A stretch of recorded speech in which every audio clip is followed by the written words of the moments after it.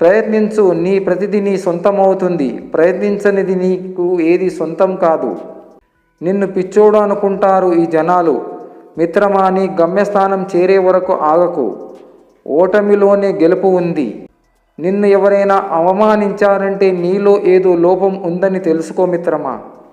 దయచూపడం, క్షమించడము మీ జీవితానికి ఒక మార్గం చూపిస్తుంది. నీవు చరిత్రలో నిలిచిపోవాలంటే అందరికీ సహాయం చేయడం, క్షమించడం, ప్రేమించడం నేర్చుకో. నీ గమ్యం చేరే వరకు నీ పట్టుదల వదలకు. లెమ్ము మిత్రమా, పరిగెత్తుము. అది కూడా కుదరదంటే నడుముము. అది కూడా కుదరదంటే నీవున్న చోటే కూర్చుని బుద్ధిని ఉపయోగించు. అది కూడా కుదరదంటే నీవు నీ జీవితంలో ఏమి సాధించలేవని తెలుసుకో. ఎదుటివారిని అవమానపరచకు మిత్రమా. నిన్ను ఎవరైనా అవమానపరిచినా శాంతంగా ఉండు. నువ్వు మాట్లాడే మాట ఎదుటివారిని ఆకర్షించేలా ఉండాలి. తల్లిని, తండ్రిని గౌరవించు. వారు లేకుంటే నువ్వు ఈ భూమిపైకి వచ్చేవాడివి కావు. బెల్లం ఉన్న చోట ఈగలు వస్తాయి. నీ దగ్గర డబ్బు, ధనము, ఐశ్వర్యం ఉన్నంతసేపు నీ బంధుమిత్రులు నీ చుట్టూ తిరుగుతూ ఉంటారు. జాగ్రత్త మిత్రమా. నీ శత్రువుని నీ స్నేహితునిగా మార్చుకో.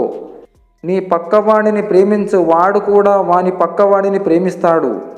అతిగా ప్రేమించకు. ఒకవేళ నీవు ప్రేమించిన వారు నీ నుండి దూరమైతే నీవు చాలా బాధపడవలసి వస్తుంది. జాలి, ప్రేమ, సహనము, ఓర్పు ఇవి పవిత్రమైన ఆయుధములు. ఈ ఆయుధములు ఎవరిపైనా ఉపయోగించిన వారు నీ దరికి వస్తారు. కోపం, ఈర్ష్య, ఓర్వలేనితనము ఇవి భయంకరమైన ఆయుధములు. ఈ ఆయుధములను ఎవరిపైన ఉపయోగించిన వారు నీ శత్రువులుగా మారుతారు. నీవు నీ జీవితంలో ఏదైనా సాధించాలంటే ముందు పాజిటివ్గా మాట్లాడు. శాంతత వహించు. ఇతరుల గురించి చెడు మాట్లాడకు. నీ శత్రువులను మిత్రులుగా దరి చేసుకో. ఇతరుల సలహాలు వినుము, కానీ వాటిలో ఏది పాటించాలో అది నీవే నిర్ణయించుకో. ఇతరుల మాటలు విను మోసపోకు. ఇతరులకు సహాయం చేయడం నేర్చుకో. నలుగురు ఏమనుకుంటున్నారో నీకు అనవసరం. ఎదుటివాడి మాటలు పట్టించుకొని బాధపడుతూ టైం వేస్ట్ చేసుకోకు. నీకు తోచింది మంచేదో చేసేయి. నువ్వేంటో నీకు తెలుసు. ప్రతిదీ ఒకరి దగ్గర నిరూపించుకోవాల్సిన అవసరం లేదు.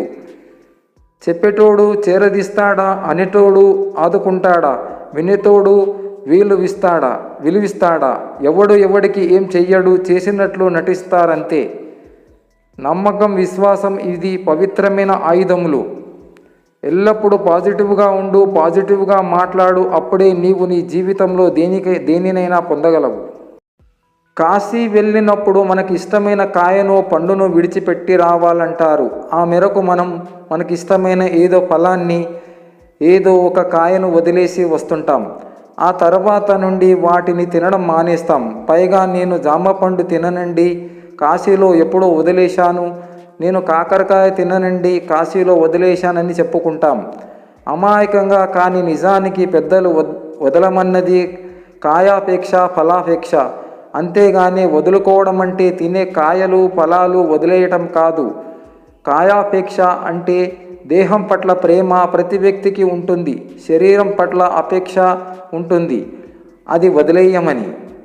ఫలాపేక్ష అంటే ఏదైనా పని చేసి దాని ద్వారా లభించే ఫలితం పట్ల అపేక్ష వదిలేయమని.